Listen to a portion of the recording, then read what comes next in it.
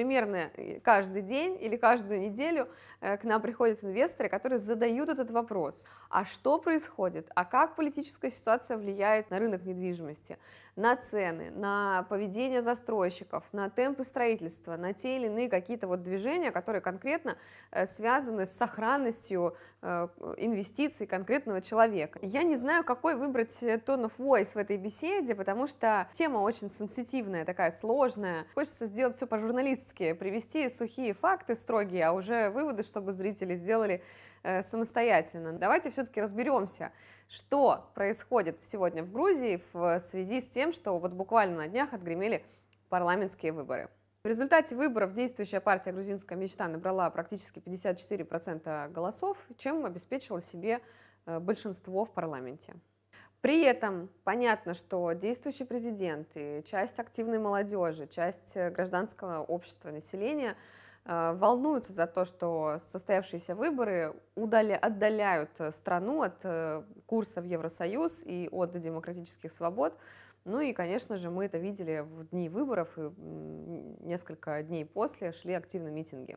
Это уже вторые парламентские выборы на нашем веку здесь, в Грузии. Вот 4 года назад были выборы, и у нас были инвесторы, которые ходили и говорили: нет, мы отложим покупку, потому что мы не знаем, что будет, как будет, что поменяется или не поменяется, и нас это все не устраивает, мы готовы ждать бесконечно долго и переплачивать даже. И так и случилось, они прождали бесконечно долго и потом бесконечно много переплатили.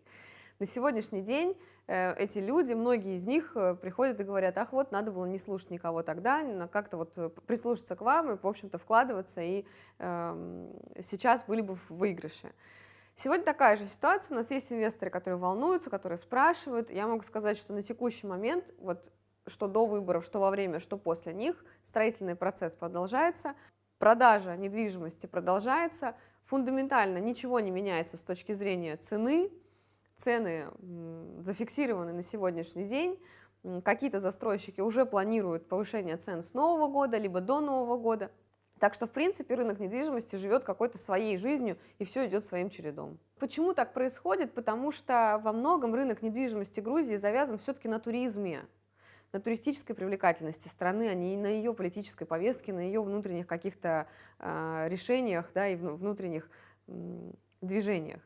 Море есть море, Грузия есть Грузия, горы стоят на месте, вино льется рекой, урожай винограда в этом году прекрасный, бутылки закупорены и ждут гостей уже к следующему году. Тбилиси прекрасный, приветливый, солнечный, теплый город, столица Грузии, также ждет своих гостей. Там не меняется экономическая активность, бизнес-активность, там, естественно, сконцентрированы все максимально бизнесы, и туда приезжают люди со всего мира в течение всего года, независимо, по большому счету, от сезона. Поэтому, в принципе, на активность рынка недвижимости влияют только некоторые провалы в сезоне, которые, естественно, каждый год происходят. Я бы назвала это этими месяцами, ну вот ноябрь, да, предстоящий месяц, февраль, да, я бы сказала, конец января, начало февраля до, может быть, конца февраля. В остальном, по большому счету, в течение года больше провалов нет. Кто следит за нашими каналами давно и подписан на нас давно, знает, что, в принципе, даже в пандемию, даже в какие-то лихие времена, когда уж совсем все стояли на месте или тем более сидели по домам, тем не менее в Грузии недвижимость продавалась. Мы делали это даже с нашими проектами, с которыми мы работали на тот момент, и все у нас замечательно получалось. В принципе, уже, наверное, в этом году мы можем активно заявлять о том, что Грузия восстановила абсолютно все свои показатели допандемийные, туристические показатели я имею в виду, поэтому в этом году мы видели огромное количество людей на пляже. Честно говоря, мне кажется, я за 6 лет вообще ни разу такого количества людей на пляже не видела. То есть это было что-то невероятное. Все пляжи были заполнены, не только здесь по побережью в пределах города, но и в Гоню, в Квариате, то есть вот в тех районах, которые, может быть, еще в позапрошлом году казались такими наименее развитыми. Они, может быть, и сейчас такими остаются, но тем не менее туда приходят бренды с громкими международными именами. Это Pontus Rotana, это Wyndham, это Radisson. И поэтому вот это тоже, я думаю, может являться таким ярким показателем, когда такие бренды квант доверия оказывают, да, предлагая свою франшизу и сотрудничая с проектами здесь, в Грузии, ну, наверное, это должно являться каким-то подтверждением, очевидно должно являться того, что все здесь в какой-то обозримой перспективе будет стабильно развиваться и расти. И все-таки Грузия сильна своим туризмом. Меня удивило, что количество туристов из Германии и Польши выросло чуть ли не в несколько раз в этом году. Да, с одной стороны, это удивительно, с другой стороны, нет, потому что в этом году чемпионат Европы, да, в этом году произошло очень громкое событие, не просто громкое для всего мира, такое знаковое, значимое, но и для Грузии, потому что Грузия заявила о себе, ну вот прям в полный рост, насколько это было возможно, с помощью своей потрясающей футбольной команды, за которой мы все, естественно, болели. Поэтому, конечно же, о Грузии еще больше узнали на территории Европы, тем более в Германии. Поэтому, да, конечно, туристы поехали более активно посмотреть вообще, что это за Грузия, откуда такая классная футбольная команда приехала, и о которой, в общем-то, никто не знал практически ничего до этого момента. Тем не менее, вот туристы приехали. Что касается поляков, вот это, на самом деле, с одной стороны удивительно, с другой стороны тоже нет, потому что, в принципе, у Польши вообще давние глубокие связи с Грузией. Поляки были одними из первых инвесторов вообще в целом в рынок грузинской недвижимости. Они очень активно скупают и до сих пор скупают проекты на Новом бульваре. И здесь есть агентство недвижимости и агенты частные, которые очень активно работают с польским рынком, поэтому, в принципе, для меня это не удивительно. Но другое дело, что, может быть, сама Польша действительно тоже как-то в этом году оправилась уже окончательно после всех пандемийных вот этих негативных каких-то влияний, да, и, наверное, у людей появилось больше возможностей приехать сюда. Ну и плюс, я думаю, что ключевое здесь это то, что проекты, в которые вкладывались эти самые поляки, они завершились, апартаменты готовы на сегодняшний день, и вот у людей появилась возможность этим летом приехать в свои квартиры и насладиться отдыхом на Черноморском побережье. Понятно, что весь набор стран СНГ, практически все здесь, и Казахстан, Азербайджан, Узбекистан в этом году тоже приехали люди очень активно.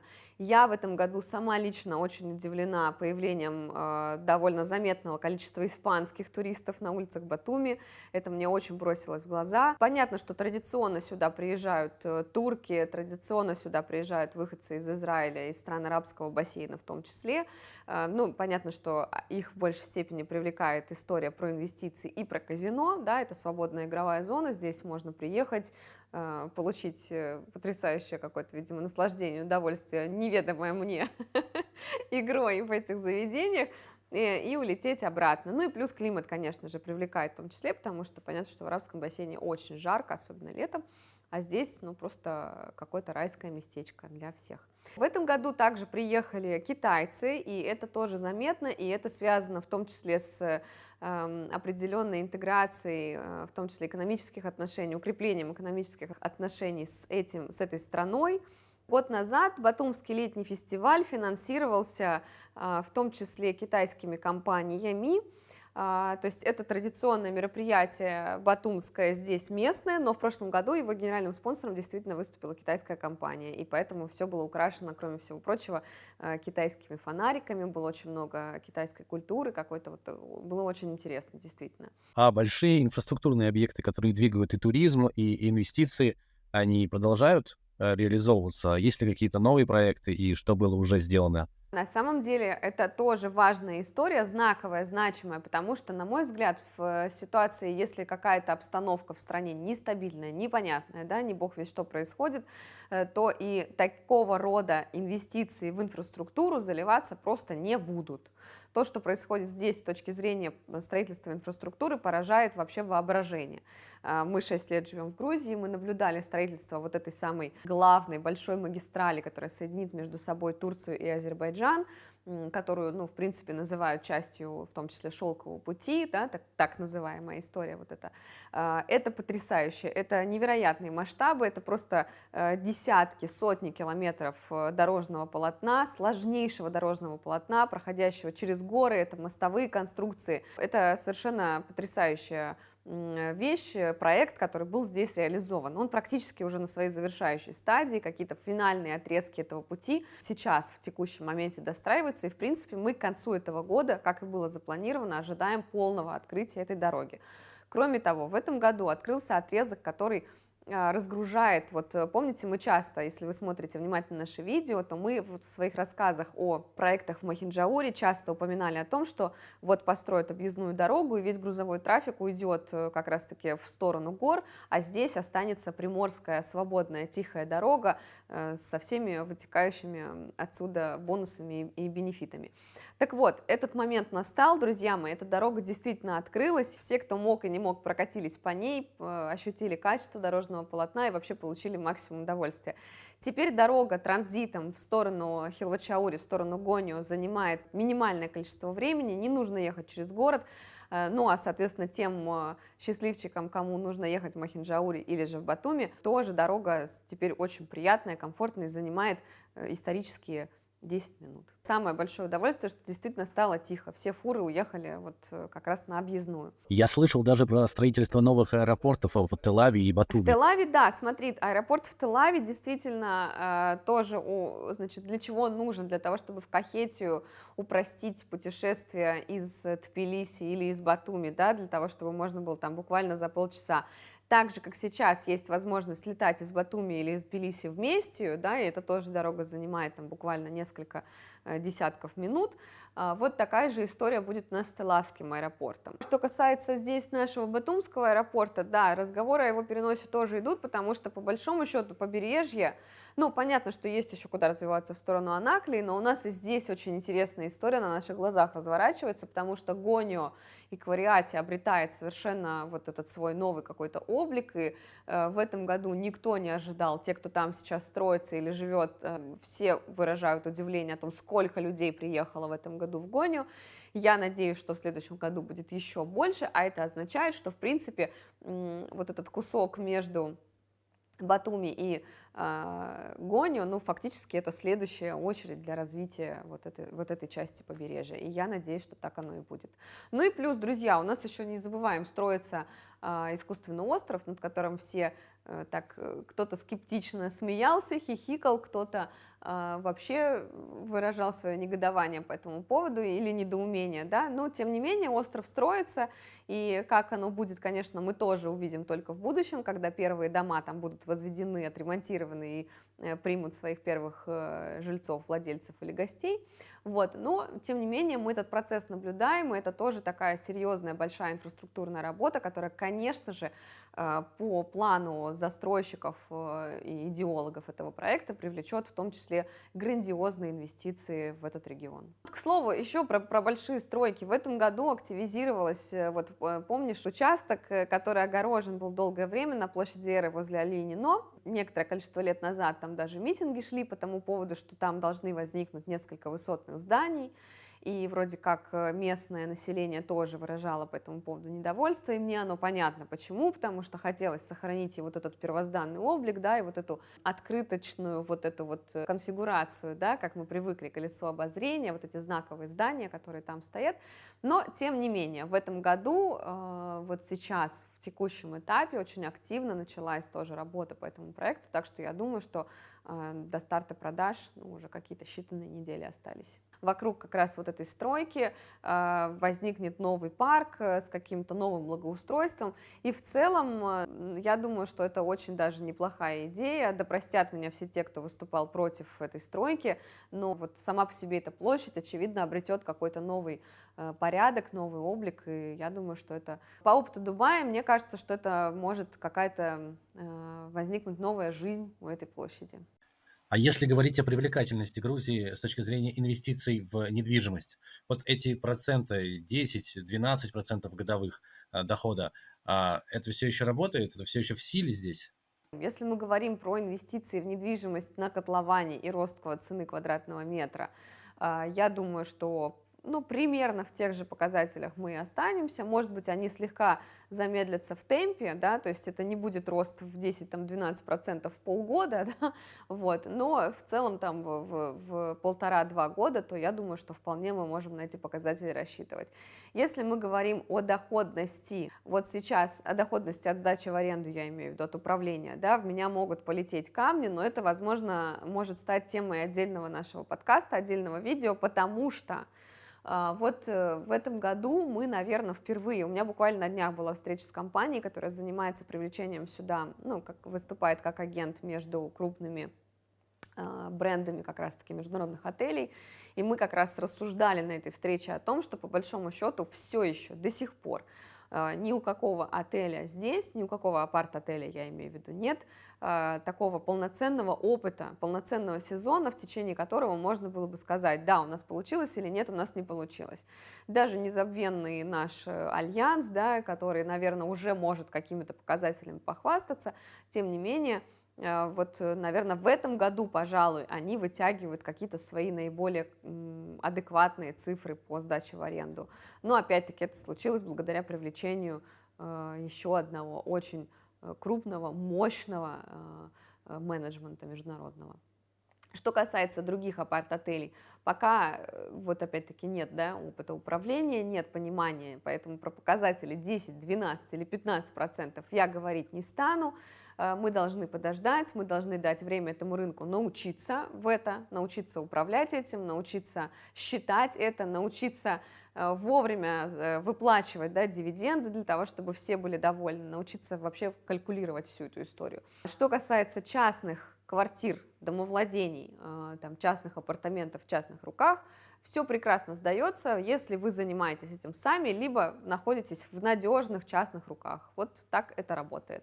И тогда, да, показатели доходности могут быть там 8, 15, в зависимости от локации, в зависимости от размера, в зависимости от первоначальной стоимости, которую вы заплатили за вашу квартиру, потому что мы ведь тоже считаем доходность на вложенные, да, как бы, как правило, что такое 10-12, это же не от воздуха, не от, непонятно, там, не от квадратного метра, это от вложенных вами денег. Если вы вложили переоцененно много, ваша доходность ниже. Если вы вложили недооцененно мало, ваша доходность просто сказочная. Так что тут уж как кому повезло. Что касается порога входа и сухой математики, да, действительно, все еще очень доступно, все еще понятные, гибкие условия рассрочки, очень простые, несложные условия договоренности с застройщиками, довольно гибкий подход ко всем и всем, поэтому, да, конечно, рынок очень привлекательный. И все еще довольно простая система оплаты, можно рассчитываться криптовалютой, можно привозить сюда наличные, можно каким-то образом решать этот вопрос. То есть сложности минимальные. Все-таки это не европейский рынок, где нужно обосновать каждый доллар. Да, я напоминаю, что есть нюансы с точки зрения европейского законодательства. Да, вот здесь все довольно просто, гибко, понятно. По совокупности факторов, вот сейчас, если мы отбросим историю, да, вообще отставим в сторону какую-то политическую ситуацию и обратимся просто ко всему прочему набору, по совокупности факторов, конечно, Грузия была и остается, и дай бог, чтобы так было дальше, крайне привлекательным рынком недвижимости для инвесторов со всего мира. Откровенно сказать, это уже вторые парламентские выборы на нашем веку здесь, в Грузии, и, собственно, что тогда, что сейчас? Мы не почувствовали ни какой-то сложной, деструктивной перемены, которая бы обрушила рынок или как-то усложнила бы отношения с инвесторами, как-то бы, не знаю, обрушила бы цены на недвижимость. По-моему, в этом году здесь, в Аджарии, все прошло еще тише, чем 4 года назад. 4 года назад на улице, вот здесь, кстати, Гамсахурдия, буквально вот недалеко, вот 500 метров от нас, стояли палатки неделю, или 2, может быть. То есть люди просто жгли костры, там была полевая кухня, люди ночевали в этих палатках, выражали свой какой-то протест. В этом году вообще тишина, в Аджарии просто... В Батуми все спокойно, поэтому приезжайте, обращайтесь к нам в компанию Georgia Private Investment, оставляйте заявки на подбор недвижимости, хотите вы сюда переехать, перевести сюда свою семью или, может быть, инвестировать в какую-то доходную, интересную недвижимость, у нас есть предложение на любой вкус и бюджет. Поэтому обязательно подписывайтесь на все наши каналы, на наши каналы в Инстаграме, в Фейсбуке, на канал в Ютубе, видео, на котором вы сейчас смотрите. Не забудьте поставить лайк и колокольчик. Обязательно найдите нас в Телеграме, там у нас представлена витрина наших объектов. Ну и, конечно же, наш новостной канал в Телеграме. Также там мы публикуем все самые интересные обновления рынка недвижимости Батуми и всей Грузии. Если все вышесказанное звучало как какая-то хвалебная песнь конкретно отдельно взятым людям, то нет, это скорее хвалебная песня вообще стране.